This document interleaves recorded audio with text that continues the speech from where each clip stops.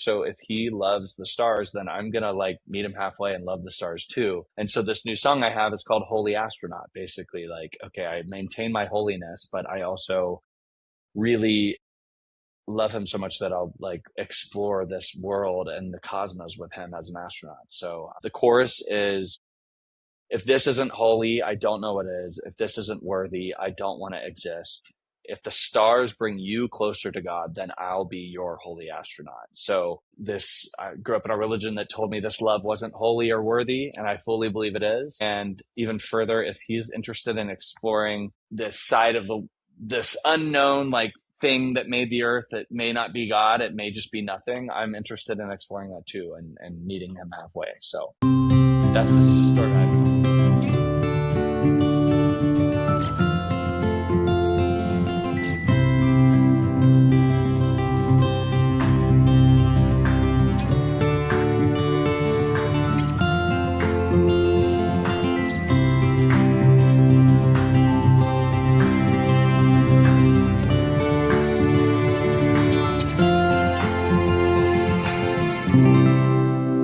Alrighty, guys, welcome back to another episode of the Left of Straight Show interviews, where, as always, I'm your host, Scott Fullerton, and today I'm excited to welcome in studio singer-songwriter Benjamin Hightower is here.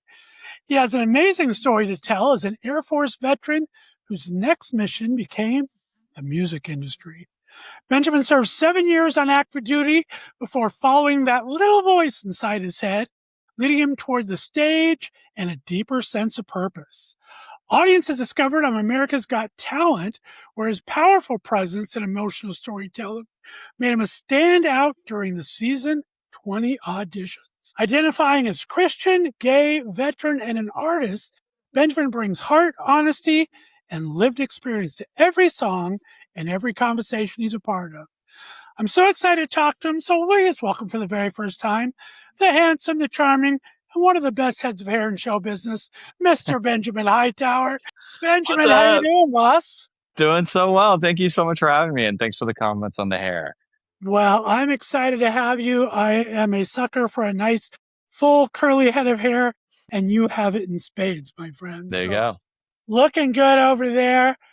I am excited to talk to you. I mean, of course, has everyone been following you since the America's Got Talent days? I'm not a huge fan of that show, so I missed you. This was actually your second time there, which we'll talk about in a bit. But wow, such a performance, such a kind of a iconic thing. Talk about, before getting there, let's go into your background a bit. Where'd you grow up? And I'm interested to talk about this military life of yours. How did that pique your interest? Yeah, I grew up. Thanks for having me again. And it's a pleasure to meet you. And I'm excited to be here. I was born in Tennessee, but soon thereafter, like 2 months into it, I moved a bunch. And then I would say I grew up in Alabama. There was this weird thing that happened, though, when I was on America's Got Talent. I walked on the stage and Simon said, "Where are you from?" And a little backstory, I sang the song Pink Pony Club where she says, "I'm leaving Tennessee.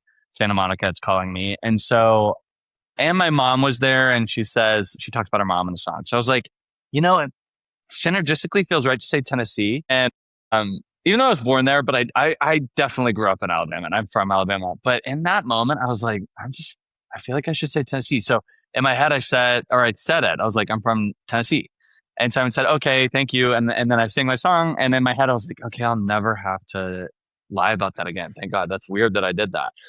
And then, so I am nervous. I'm shaking after the performance. It like went really well. And I walk up the stage and the host, Terry Crews, comes up to me and says, "How did that go?" And I say, as a young boy from Tennessee, it really meant a lot to me to be on that stage. And in my head, I'm going, why did I lie again? That's crazy. Why would I lie twice? And then in my head, I said, you know what? I'll never have to lie about this again. And then right then a producer grabbed me and said, "We're going to grab you and put you in this room with NBC Tennessee affiliates." So like different news stations that shoot Tennessee. And you just talk about growing up in Tennessee. And I was like, I've gone too far. So I was like, I just stuck with it. I bit my tongue and was like, yeah, thanks. I love Tennessee. Love growing up there. And it just sort of snowballed. And, I wish I hadn't said that, and I was born in Tennessee and my parents live in Tennessee now. So I go back all the time, but it is funny that I grew up in Alabama. But anyways, that's the funny story there. But to answer your real question, I grew up in Alabama, and this is actually a pretty heavy response because I was in high school and knew I was gay and was deeply, deeply closeted and scared of it and wanted to be different. And so the only thing I could think of that would really like be the most masculine path to take would be to join the military. And uh, I think we all kind of know the military turns out to be a pretty gay place, but it's all like undercover. But I thought that it would fix me or heal me, I would have said at the time, and it didn't, nor did I need it. But I would say that's why I joined, among other reasons. Free school, I got to see the world, all this cool stuff. And 7 years is a long time. So there had to be Yeah. parts of it you felt were kind of leading you in the direction you wanted to be, at least internally, right? Yeah. 4 years at the academy, 7 years active duty. I think there's another me, like a click over, who's doing it, who's like in the Air Force still, speaking French. I wanted to be a diplomat in the Air Force, and so that's what I geared towards. But it all came to a head really, and I got out, and I'm so grateful I did, because I don't think that version of me is happy. I hear you. And I love that you thought about the diploma. My dad loved the language. He was in language school in Monterey and went over to Cool. Taiwan. So yeah, that's kind of a calling in and of itself. What made you first start? I mean, you've been musical probably all your life, especially growing up in a church. What first made you think music can be more than just a dream? When did that start to feel like this is a path I might want to pursue? I think I started to really enjoy writing towards the end of my Air Force time and realized that it helped me process a lot of what I was going through, which is coming out of the closet and reckoning with my faith. And songwriting was the way I felt like I could metabolize it and chew on it a little bit. And so that's when I started to do it. And I would play little songs for friends, and your friends love anything you do, I think, if you have good friends. So, but I just, something like kind of ignited me. And then I realized like, I think part of my purpose on this earth, I don't want to be too grandiose about it, but I really want to help young gay kids not feel shame about who they are. And, especially in the church, because like that is the place where that breeds a lot of exclusion and harmful ideology about like punishing yourself. I mean, I just I think there's some statistic that LGBTQ youth are 4 times more likely to consider suicide than their straight peers, and so that statistic alone, if you're a Christian and you're in church, even if you're not an affirming Christian of homosexuality, at least you should know that that is bad, and we don't want young people ideating, and something has to be done. So if I could play a tiny piece in that, and write music and other stuff that helps gay kids feel ashamed about the way they're like just wired, that's what I want to do. That's amazing. And like I said, you did kind of tiptoe in it a bit while you were in the service with In the Stairwell. I am a sucker for a cappella music. Good friends of mine are T3. One of them is an LGBT member, and they go all over with their a cappella. But talk about that experience. Yeah, that was so wild. When I was at the Air Force Academy, I totally just thought music was done for me because I grew up playing piano and singing. And then there was this a cappella group on bass, and I joined it, and we started rehearsing, and just it was really fun. And then we posted a video online, and a producer from the show reached out. And so we flew to LA, I think 4 times, and we're on like until the semifinals. And so it was quite the experience. But it was also like a little bit frustrating because we got to the end of that and there was nowhere I could go with music because I owed 6 years to the Air Force for going to school at the Air Force Academy. So like I had a contract that I had to go fulfill. So there was no like, I knew I wanted it, but there was nothing I could do about it, which was really, really hard and different than where I am now, where I'm free to pursue it wholeheartedly. Amazing. And talk about getting the courage to do America's Got Talent. What was the impetus of that? Did your friends kind of corral you into that? Was it something, since you had that experience earlier on, you thought, well, I could try this again? But how did that come about for the second time for season 20?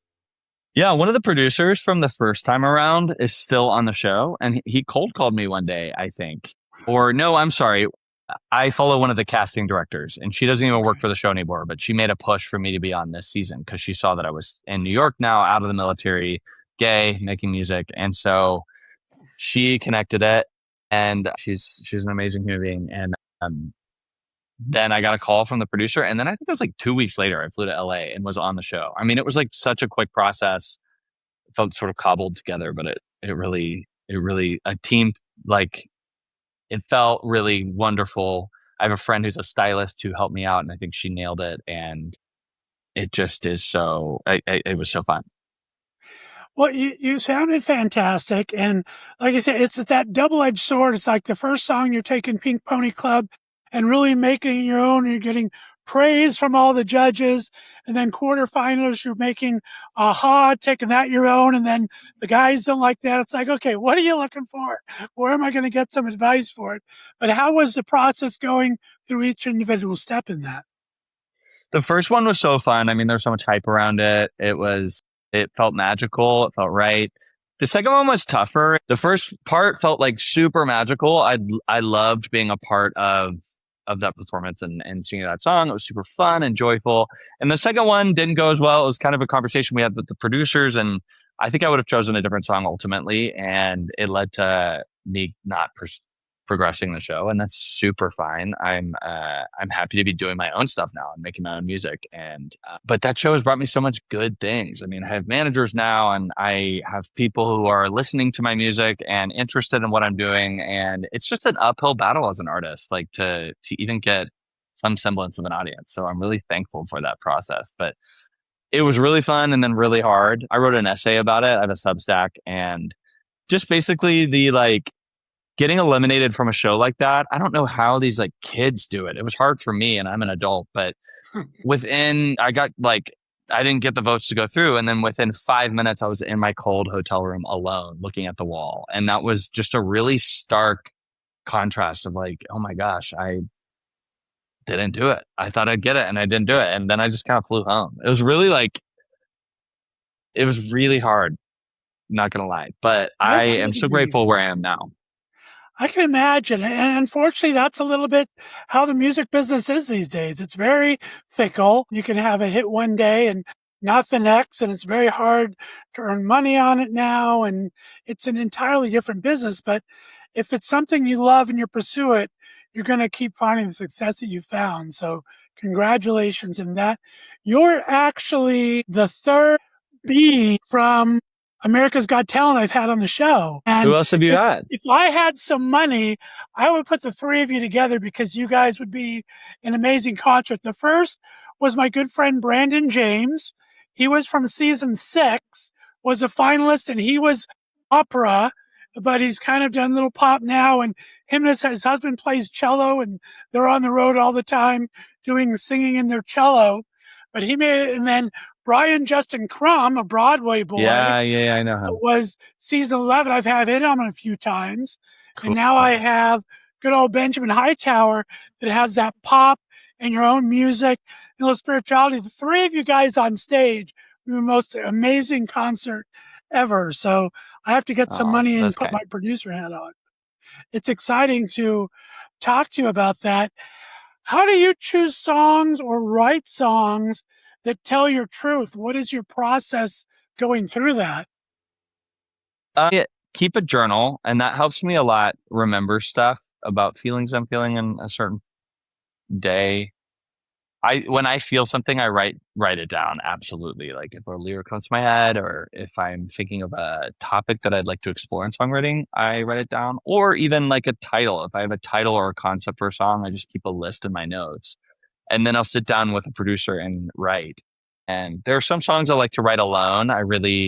My spirituality songs where I talk to God, I feel like those are very personal. And so I try to keep those alone. And then if I'm writing a fun song, I released a song called Manhattan Perfect that's just about my first relationship in New York, and it was fraught with me love bombing, and it went poorly. It's just a bop, fun song. I wrote that with people because it was just a funny, good experience to be in a room and write a song like that. So It's a different process every time, which I think is why it's so fun and why people love doing it, is because the process changes every single time. That's why it's so sexy. It's like this thing you can't nail down.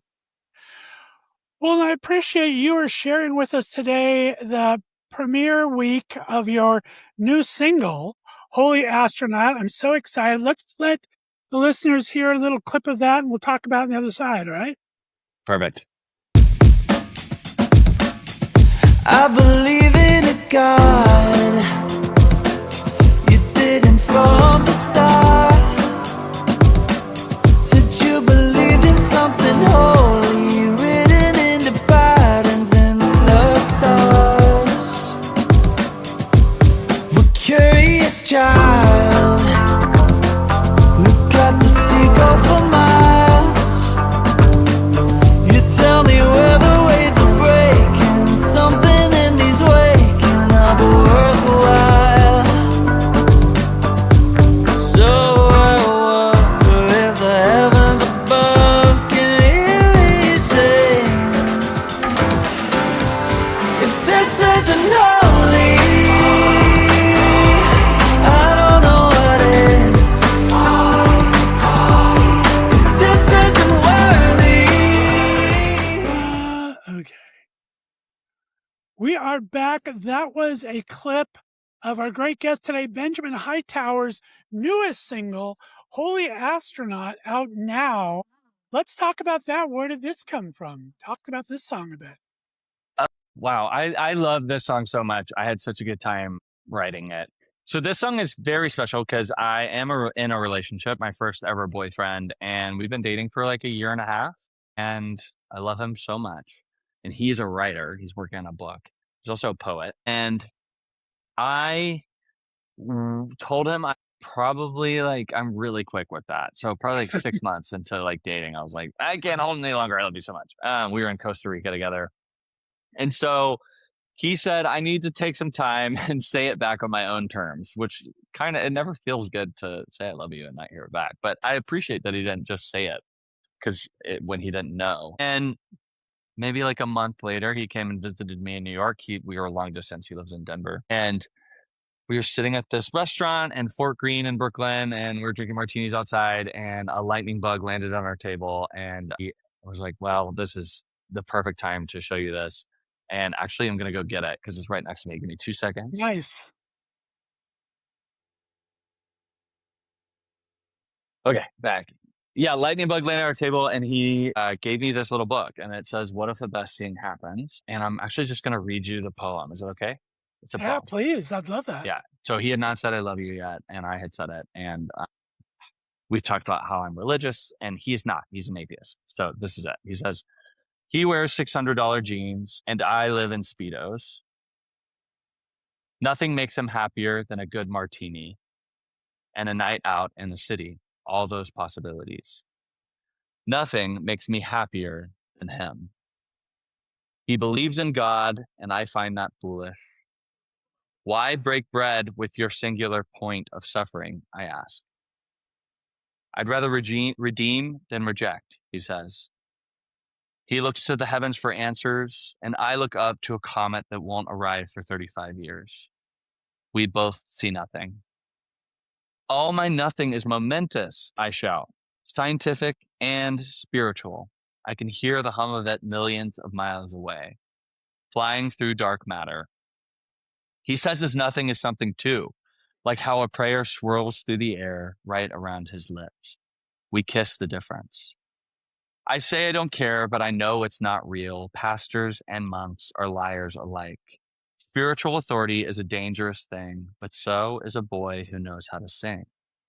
And so I sit in a pew, sway to the music he makes with old shackles, while I force meaning on stars, uninterested in answers, hoping he's the one next to me in 35 years. And when that comet appears, a white hot streak above a beach, 2 old men in expensive slacks, a sign from the heavens, speckled stardust above, we both whisper, I was right. And then it says, I love you at the end. I love that. So thank you so much for sharing that. Yeah, you're so welcome. It really touched me because it made me feel seen. Because he doesn't believe in God. I do. We sort of don't meet there ideologically, but I think what this poem gets at is the idea that we both believe in something huge and both consequential and inconsequential and something unknowable, right? He loves the cosmos and he really loves Halley's Comet and wonders at the earth. And I do too, but I believe in a God who made that stuff. And he believes in like this wondrous, unknowing thing. And so the idea that those two things can kind of coexist is important to our relationship. And so I started thinking about a song I would write about that. And basically, while I'm vectored towards God, I love him so much that what he finds wonderful, I usually find wonderful too. So if he loves the stars, then I'm going to like meet him halfway and love the stars too. And so this new song I have is called Holy Astronaut. Basically, like, okay, I maintain my holiness, but I also really love him so much that I'll like explore this world and the cosmos with him as an astronaut. So the chorus is, if this isn't holy, I don't know what is. If this isn't worthy, I don't want to exist. If the stars bring you closer to God, then I'll be your holy astronaut. So I grew up in a religion that told me this love wasn't holy or worthy, and I fully believe it is. And even further, if he's interested in exploring this side of this unknown like thing that made the earth, that may not be God, it may just be nothing, I'm interested in exploring that too and meeting him halfway. So that's the story behind the song. That was really long-winded. I'm sorry. No, it's a beautiful story, and it was kind of going to go where I'm going now. Cool. Perfect. Because I was going to have to be 100% honest. I knew Joe way before I knew you. The only reason, cool. not know him, but knew of Joe. Yeah. One of my very good friends I made on the podcast 4 years ago, his name is Joe Santoni, and he is oh my gosh, we talk about Joe Santoni all the time. It's so funny. He is amazing. He's an amazing bass singer. And so him and Joe used to get confused all the time. And I kind of got confused and found Joe's Instagram through when I was doing my research way back 4 years ago for Joe Santoni. And so we've talked about Joe Santini as well, and just what he's done in the queer space with his surfing and his poetry. And you have two missions from me. First, tell him congratulations on the new book deal, because I think that's exciting, and get his happy butt on my podcast next. I want to talk to I him think he'd do it. Yeah, because I won't speak for him, but I'll put in a good word. He's been on the periphery of mine for a long time now, and I remember seeing on his social a few months back when you did your other song about your ex. He says, "Well, when's it my turn to get a song?" So I love it. This is kind of about him as well. So of course, full circle moment and a great story. Thank you for sharing. Thank you. Yeah, that's so funny. Joe Santoni commented on something he did, and I think I replied like, Joe Santoni is not real. He cannot hurt you, because we always talk about who our like Wario is or who our opposition is, and he always says Joe Santoni because it's his name but slightly different. And Joe is the most amazing human in the world. He so in love with him. So, and Mr. Santoni, like I said, I love a cappella music. He was in the group D Cappella for Disney that went around all over the country and to Japan, singing a cappella Disney songs and everything. He's just an amazing singer in his own right. So it was a fortuitous accident to find Joe Santini, and I'm very happy I did. But get him on the show. But let's talk about that. For you, where does your faith and your queerness meet in your life now? Talk about that. We're talking about the song. I always refrain from talking about it like it's settled. It is totally unsettled, and it is a constant friction. But I believe I was created this way, and I believe God affirms that. I think I've read probably every book there is to read about mistranslations and what the term arsenokoitai means, which is the old Greek word that talks about homosexuality in the New Testament that Paul says, and how it's actually rooted in pedophilia and a power dynamic that's not two consenting adults in a same-sex relationship. However, that's just absolutely exhausting. It's exhausting to talk about that and to read about that. And what's easier is just to let yourself be who you are. And I have found it's hard on the other side. It comes with struggles. And I think there are hard things and things that need repair in the queer community. However, we're not a monolith, and I believe it's fully better to be yourself. And so I sit with it, and I'm part of a church here that's affirming, and they have gay people on their elders, and it feels like very normal church with just more diverse people, which is the best case scenario. And I sing there. I really enjoy singing there. And like I said, I'm constantly battling it. Like I pray a lot and I ask God, and it's a very personal relationship that I feel good with now. But my parents are not affirming, and they have not met Joe, and so that's a constant like separation I feel as well. Yeah. I'm not agnostic. I'm not a regular churchgoer, but I do believe in faith and I do believe in spirituality. And one of the things to me personally that I see in people that are Christians are two things I see in you. I find joy. If you're a true Christian, I find joy in it. And you seem very joyful in how you attack things. I mean, everyone has bad days, right? But Right. just from following you for the last year or so, just seeing the joy that comes through in things that you do and learning. I think a lot of thing about Christianity is grace, right? And having that grace to accept others and do that. And I find you do that as well. So, I mean, those are the things that make me feel someone is spiritual or Christian. So you handle both those very well. And I'm happy to see that it fulfills you to where it needs to be. And I'm sure it is a struggle, but I see the best tenets of it in you. So thank you for sharing that part of you with That's us. an amazing thing to say, and a compliment that makes me feel very warm. So thank you. It's very true. Let's go to a new category. One of the things I also love about you is your fight for LGBTQ and for veterans' mental health. Talk to me about that. I mean, what do veterans most misunderstand about asking for help? It's very prevalent in the veteran community, right? It's so prevalent. Yeah. Thank you for asking about these things I care so deeply about. I guess that's what it's like. This is like one of my first podcasts ever. So I feel it's cool that you know that those are my two things. Yeah. In addition to helping gay kids, I want to help veterans find mental health and physical health resources. And I care really deeply about it because I have even complex feelings about serving. I'm so glad I did, but I don't like where the country is now. And I am glad I'm not in anymore because of some of the policies that are coming down. I mean, the Trump administration is kicking all transgender service members out of Yeah. all branches of the military.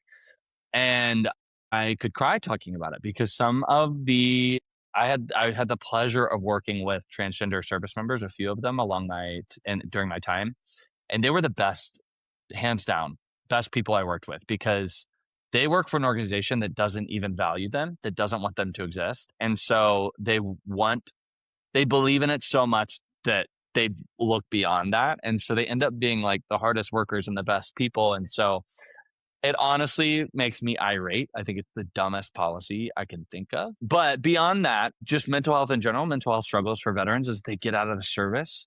It is a rocky road. Like there is just, I didn't know how to write a resume when I got out, and I had never written one before. I didn't know what I was going to do, what I want to do with my life, how to like get health insurance. Who knows how to do that anyways? But I was fortunate enough to like have have parents who could back me up if I needed. Thank God I didn't. But there are so many veterans who don't have that, right? And also are dealing with severe PTSD from serving combat time. And so how are they going to walk into a loud, DMV and get a license or like just random stuff that you have to do as a civilian that you never think of doing? And so I'm rambling, but I care so deeply about these people's mental health because I think around 20 to 25 veterans commit suicide a day, and then that number's staggering. And there's just not enough being done to set them up for success in their life. And any way I can help do that, I want to.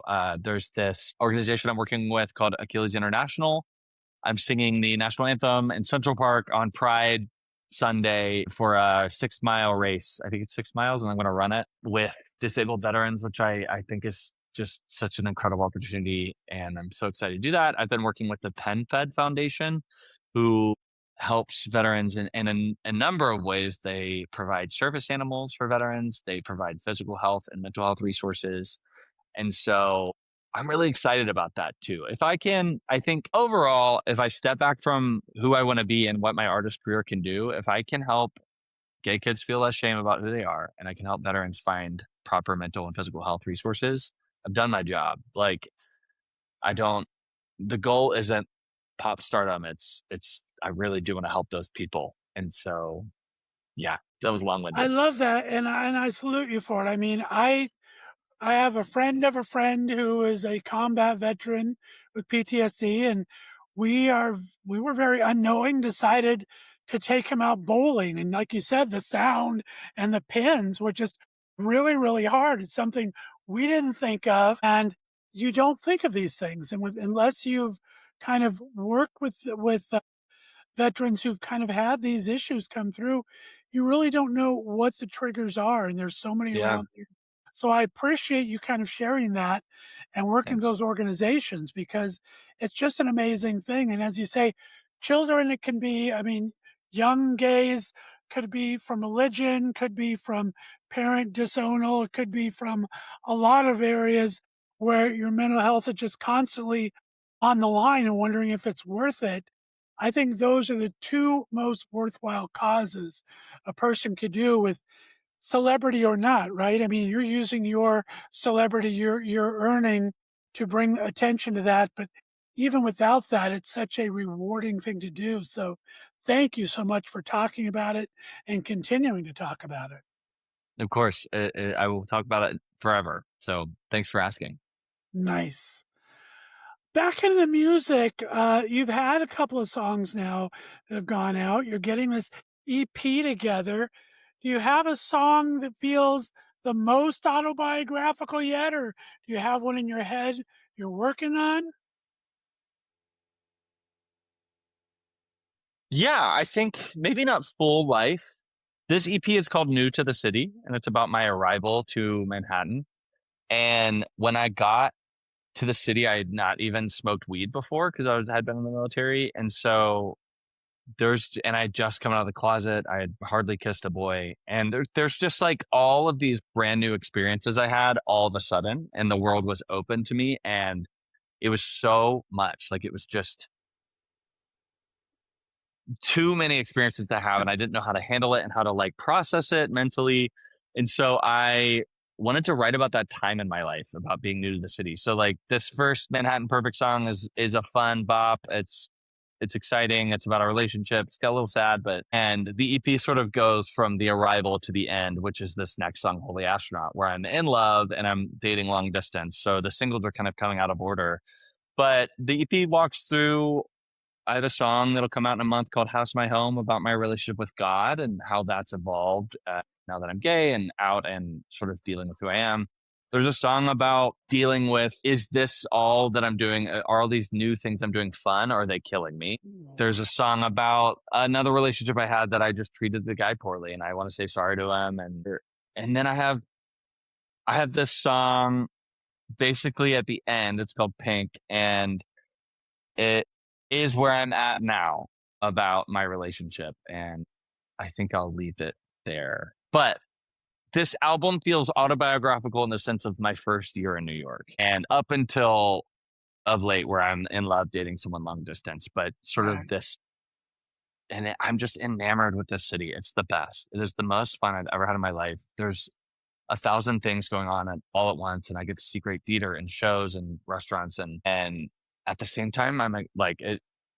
Maybe it's killing me. I don't know, but I don't really care. It's really fun. So that's like this EP is called New the City. So this next one, Holy Astronaut, is about a relationship. The following one is about my relationship with God, and then I have one called White Knuckle. It's about trying not to let things hold on to things too tightly that are good, and sort of just kind of let them pass. And so I never want to like cling to, and that's kind of how I felt about this a lot of deep burgeoning themes. music. I love that you really will work on it and kind of make it personal but deep, that's something that everyone can relate to. Because everything you've talked about, I think everyone has maybe gone through to some degree in their life, right? But when you're able to bring that into words as you are. That's amazing. So thank you for sharing that. Of course, yeah. Thanks for asking. Let's talk about what would young Benjamin think of you today? I think he'd be horrified. I'm not even kidding. I think he would be like, "Who is that person? I can't believe it." They live according to a almost opposite value system. Not the values that matter, I think, like charity and love and patience, but being gay was the worst possible thing I could think of growing up. I mean, I truly like I knew probably one or two gay people, and it was like that person is choosing to live a horrible, sinful life, and they will be punished for it. And so, believing that for like 26 years still has its after effects on me. Young Benjamin would think that about me. I think also young Benjamin would think what I was doing is secretly pretty cool, and like having some part of my dream realized of being able to do music and write music and sing on a big stage and have a lot of people watch is like, I think he'd be really pumped. But it would be overshadowed by this, like, oh my God, he's gay. So I can't believe I'd ever do that. Flip the script. Yeah. What would you be thinking or like to say to young Benjamin that actually is what it's actually about as you're learning? I would say, take it easy, man. Like, stop. I mean, I would just like stay up all night and pray for God to fix me. And like, I remember pressing my nose into the carpet until it hurt, like being like, God, take this from me. I can't hold this anymore. So I'd be like, dude, take it easy. You're just going to be gay one day. Just like, also like, let yourself like theater. It's okay to like theater and do theater. You don't have to play baseball. I fucking hated baseball. And I played it because I thought it would make me like more masculine. Just go be in community theater and sing some gay song on a stage. People will love it. And I would tell myself that, like, you're not going to die if you masturbate. Probably tell myself that. I think If I he saw would. some of the pictures that your manager sent over, he would be impressed. Little spicy. I like it. Oh, no, I don't know what pictures he sent, but okay. There's a beautiful one in Speedo walking down the beach. That's probably the most spicy. Okay, yeah, I know that one. My friend makes clothes here called R Swader, and he gave me that Speedo, and it's a gorgeous Speedo. Nice. I think, yeah, take it easy, man. Be chill, enjoy life, do theater, love your parents. They love you no matter what. Even though you'll be gay one day, they'll still love you. And I would say don't eat so much McDonald's. I used to like go after soccer practice. I would go to McDonald's and get like 2 McDoubles and a fry, I think, and then go lift. It was just crazy. It was disgusting. I would say eat less McDonald's. I think you But and maybe Jim not. are plenty fit, and you're going to be running, so you're good with all of that. What are some goals you have coming down the pike? I mean, are you performing at any prize besides this run? Anything? What do you have goal? Do you like performing live as Oh opposed to yeah, recording? Talk about that. I do. I like recording. I like writing and recording, and I like performing live. Everything in there between, hate it. I hate it so much I want to die. It feels like making content feels like rubbing sandpaper on my nipples. I hate it so much. And I like it doesn't feel like me. So yes, I love to sing. I don't have any shows planned. My management is telling me to plan a show, and I want to wait till the EP's out and I have like enough songs to play and put together a real band and do a big show in New York and have all my friends come. That sounds really fun. And so I'll do that eventually. I'm playing a gig tonight for my friend who runs this artist collective that's amazing that everyone who's listening should check out called 33 West. And I'll play with like a string section. I'm going to play my song House My Home and just random stuff here and there. I have a film premiere.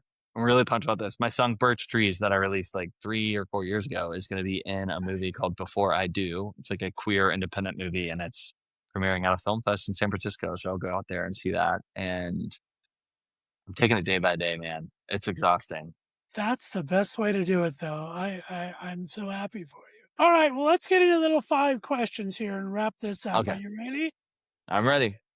All right. Question number 1. What's scarier, the first day of basic training or the first day of the AGT judges? Oh, definitely basic training for sure. I'd scared shitless. You like get on a bus. I'm reliving this now. My parents dropped me off. I was such a mama's boy, and I walked like through. They were like, "Bye, mom and dad," and I walked through this tunnel of upper like the trainers, and Mhm. they were whispering, "You'll never see your parents again. Like you're gonna die here." It was crazy. And then you get on this bus, and they're like, "Everybody, shut up!" And they say like, "Put your hands on your lap and look forward. And if you even move, you're gonna do push-ups." And like it was like 8 weeks of that for basic training. Like you cough, and they're like, "What the fuck? Get on your face!" And you're like doing push-ups, and yeah, scared shitless. I think there's this moment. I was like, haha, this is fun. This is like all kind of a bit. And then, I'm just 18 and hadn't been away from my parents for very long before. And I dropped my hat in the hallway, and these two big trainers, like these huge, like 300-pound, like football player trainers got up on my face, and they're like, "What the fuck are you doing? This is the uniform of your country. Why would you drop it?" And I think in my mind, I was like, I made a big mistake. I am not supposed to be here. And I'm so glad I stuck with it. I don't know how I did though. I look back at myself at that time, and it was not for me, like just who I am as a person. And so I don't know how I did it, but I'm glad I did. Nice. All right, question number 2, Benj. What is your most military guy becomes musician habit? Do you have a habit or discipline that you keep, or is it kind of a fly by your seat of your pants now? Bed is made every single day. I always make my bed. I feel like I can't start it without it. Like random shit like that, I think. I'm not the cleanest person, but I do like a tidy place. And my bed is always made, and nothing ever smells bad. Everything's like, I'm pretty hygienic, I think is a carryover from the military.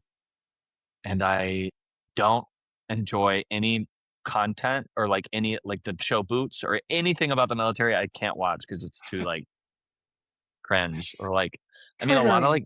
a lot of gay guys will ask about like if it was like horny in the military because like there's so much like a fetishization of like gay guys in the military. And Yeah. I was so like against being gay and so intense about doing well that I just never saw any of it or partook in it. And that may sound like a lie, but I swear to God, I just was, just like straight laced, had no idea, but I'm sure it was going on. I take your word on that. All right, question number 3. We talked a little bit about mental health. What's your emotional support routine on show days? What is my emotional support routine on show days? I don't often get nervous. I'm in vocal lessons now, which has really helped me like be confident in my voice. I've never taken vocal lessons before. And with this guy named Mike Ruckles, he's great. What is my mental health routine? I used to take a shot of whiskey before I sang, and it made me burp like whatever goes on here. And so I've stopped doing that, but being a little drunk always kind of helps. I don't know. I kind of go into it and with the understanding that that's what I want to do on this earth. So I'm just going to do it and see how it works. Now, question number 4. Would you rather keep your pre-fame besties or newer besties that kind of get what you're going through now? Get it I'm from the industry. I'm selling out. I've deleted all of my besties numbers. I don't know them anymore. I'm just kidding. Of course, I'm not famous, but before any of this happened and after any of these happen, I have my like solid friends who have been with me through it all. Particularly my friend Dan, who I've known since I was 3. He's also gay and lives in New York. So yeah, I love people. I love investing in people, and I love getting to know who people are. But no one's gonna change from my roster like my friends like Dan, Molly, Grayson. Um, those people are my sisters I'm really close with. I have a friend from the Air Force, my friend Dylan. So anyways, I'm very fortunate to have a solid network of people around me who will help me too with music stuff. I love that. All right, question number 5, Benjamin. I read somewhere that Elton John is one of your music idols. So the important question is military boots, sneakers, or over the top stage shoes? Military boots. What do I like? I'm really into a sensible loafer right now. I will never wear over the top like whatever. I like a sensible loafer. I've been wearing a lot of those, so I'm going to say like a leather shoe for sure, not sneakers. I don't like cherish comfort. It's style over comfort for me. So whatever looks good. is what I'm going to go with. Nice. You made it through 5. I do have a bonus question. Perfect. Thanks to you, Pink Pony Club became an earworm for the second time in my lifetime. What is your biggest earworm these days?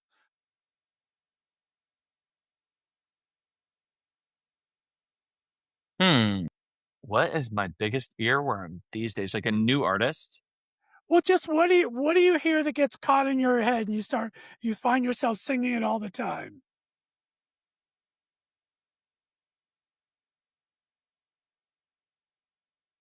I was on Fire Island this past weekend, and my friend and we sang Happy Birthday to someone, and this is so stupid. Instead of Happy Birthday, he was saying How Boots is my tea. So we go, How Boots is my tea, How Boots is my tea. That's And that cool. I could not get rid of that for some reason. It makes no sense. It's so stupid, but little like sound bites like that will get in my head for sure. And then as far as music, I think some of this new Olivia Rodrigo stuff is brilliant. Yeah.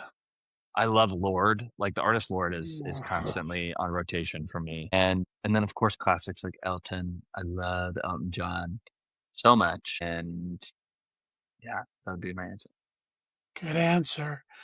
Benjamin Hightower, it's been an absolute pleasure having you on here. I'm so excited for all your success. Thank you for the work you're doing for veterans and our younger gays. Remind my listeners where they can find your website to find your music and where they can follow you on social media.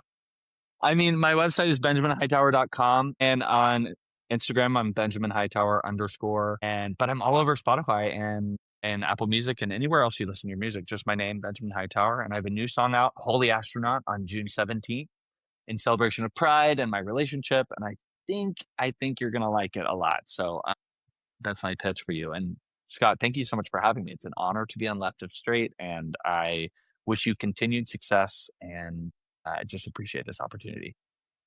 Thank you so much. I appreciate you, my friend. Stay on the line for me. Guys, we'll be back for another interview next week. We appreciate you tuning in all the time. Do all the fun stuff, like, subscribe, follow Benjamin's music. Absolutely amazing stuff. We will see you next time on the Left of Straight Show interviews. Have a great day, everyone. Bye-bye.